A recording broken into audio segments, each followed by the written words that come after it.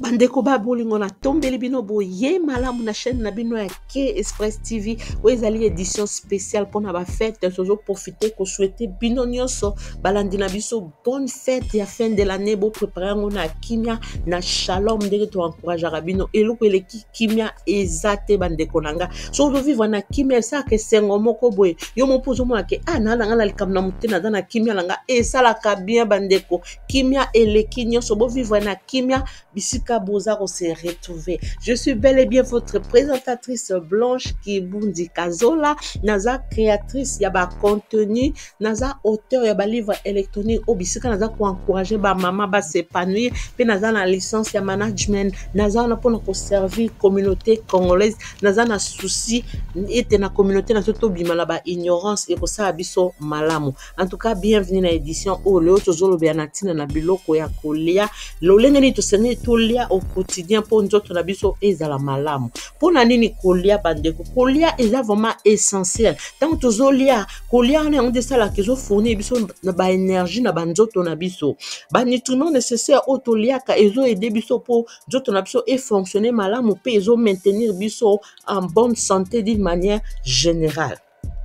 Vraiment kolia est important toza koyoka ba information ndenge na tina na kolia vraiment toza batu esengela biso na mokolo toliaka au moins 3 fois na jour bandeko nanga matin midi soir soki penda oza na ona jeune te oza na obligé oliaka 3 fois par jour. Kolia 3 fois pour na nini? Parce que nzoto na biso ezo réclamer. Nzoto na biso e réclamaka bloka kolia pour e fonctionner malamu. Ba bloko toliaka ezakala ba glucide na kati, ezakala ba protéine na kati, nzoto eza na besoin ekutaka ba bloko wana na kati nzoto potango ba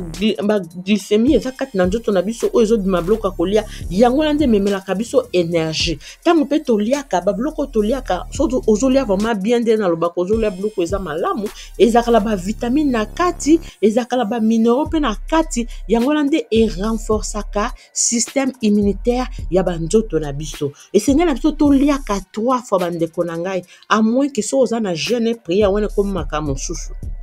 Batu mingi basala ba erreur ba négligea kolia azala na jeune te mais ye moka miteka moi grève de faim pour na ba discipline na bete amno lisola ndeko moto na ko sane na kombo ya John ndeko na za muta Ghana azali ko tonga ndaku na mboka la bango na ndenga azali ko tonga ndaku na mboka la bango ndeko na ase priva ki na bloka kolia azoni ga osa ba dépense te pour na nini mbongo nyonso azotinda ba tongele ndaku et comme etam soma tanga ba pause na musala au moins ndeko na kaka alia kate biso to koma ki kiyo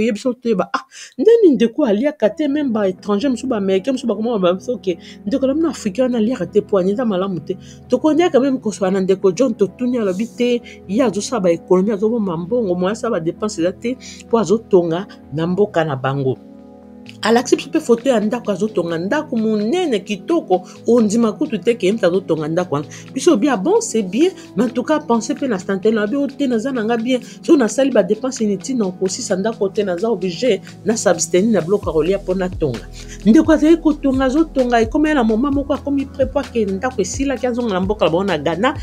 mbala motanga comme ko préparer pe ba voyage ke mboka na bango ba pression na susu esali ke et provoquer pe maladie brusque yeli tanga azu maladie à côté hôpital njoke comment il se somo vraiment sérieux allez ndenga côté hôpital to kaka mikolele ki ba bengi biso ndeko na kufi donc ndeko na a négligé tellement alimentation na de koliate ezaki malamu te tanga ozo sala bongo ozo liate ozo ko se priver na bloc rolia et ko affecter santé na yo et ko affecter santé na o makasi po nzoto no eza na besoin ba énergie bloka kolia nzoto no eza na besoin ezoka ba minéraux e bima la bloka kolia ba vitamine oza nango besoin tango oza na carence ya biloko na biloko nzoto zo kuta na bloka kolia to ko renforcer ba muscle au moins ba muscle no e comme ko se rétrécir pour tango ezo luka alimentation ezate comme ko benda yo même mistita no ba muscle no yango mulaka mutu akoma ka faible so mutalia kate akokoma faible akokoma la ba fatigue makasi ako développer ba maladie ndenge na ndenge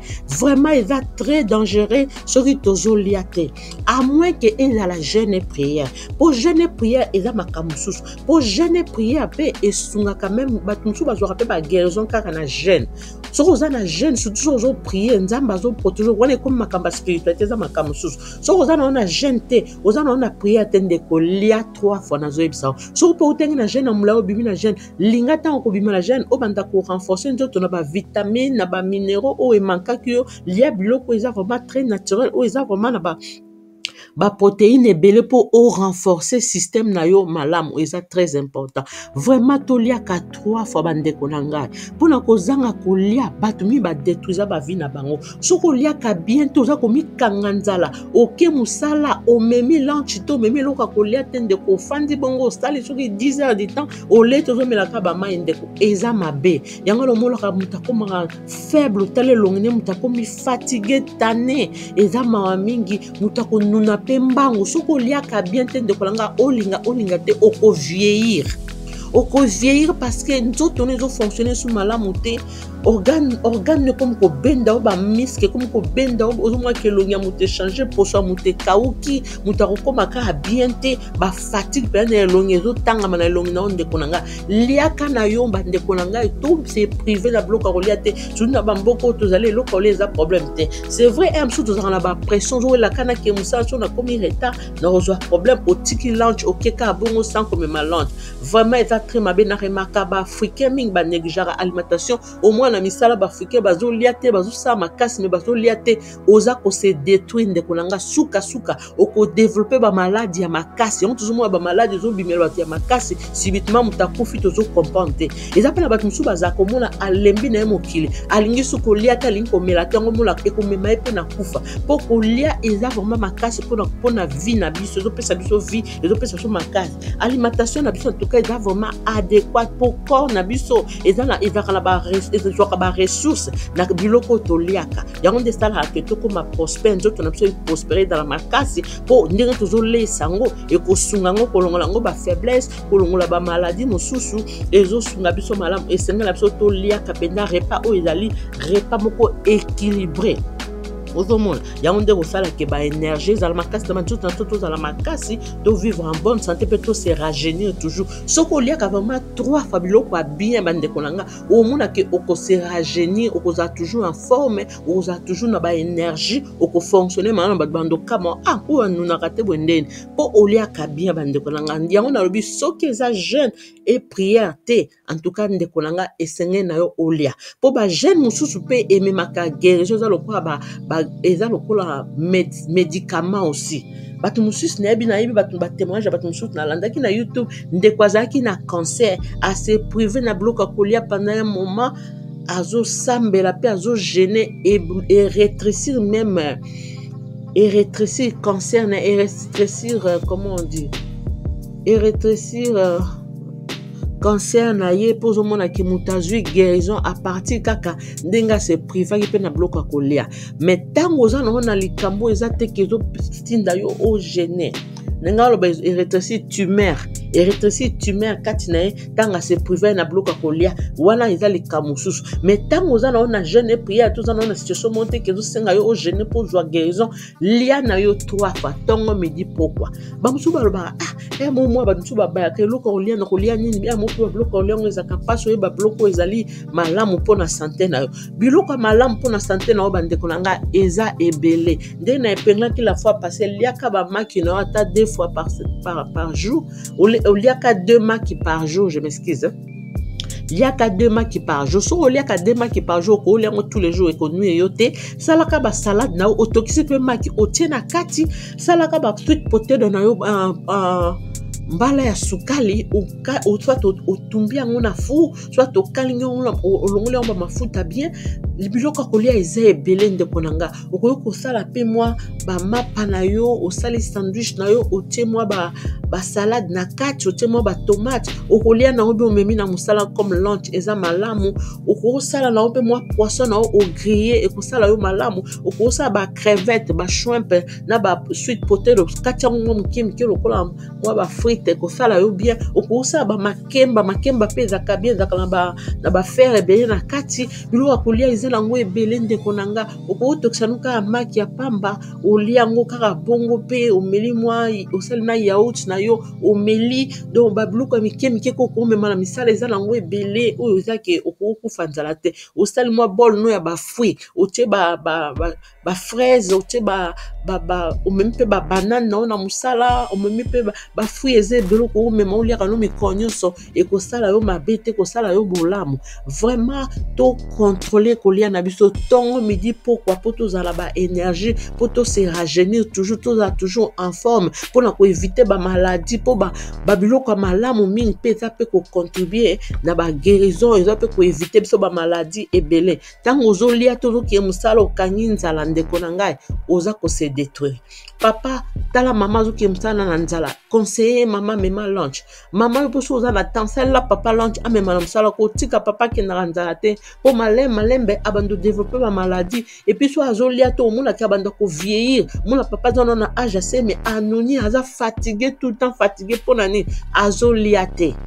bapapa ya mosusu bazala mwa bolembu me biso bamama tosala effort tobongiselaka bango ata balanche eza mabe te donc papa aza malamu yo mpo kosepela vraiment tosala effort moto akosa bino te 3 fois par jour toliaka omona toza toujours na santé malamu tokose rajeunir tokozala na forme tokondo belabela pamba te tokozala bato mpenza tozala toujours dynamique mpo tofonctionner na vie na biso ya quotidien vraiment bisika bozolandanga napesi bino merci nde bolandinga na mokona lelo nzamba pambola bino bofete malamu na bino nyonso en tout cas baabonné à chaîne oyo bokonye na kolike bokonye na kopartage bavideo vraiment merci na ndeko na nga Laurent Diasikila ndenge opartage bavideo ebele bokonye na kopartage na bandeko nyonso babanda kosoutenir biso na famille na nga famille Kibundi Momba na souhaiter bino bonne fête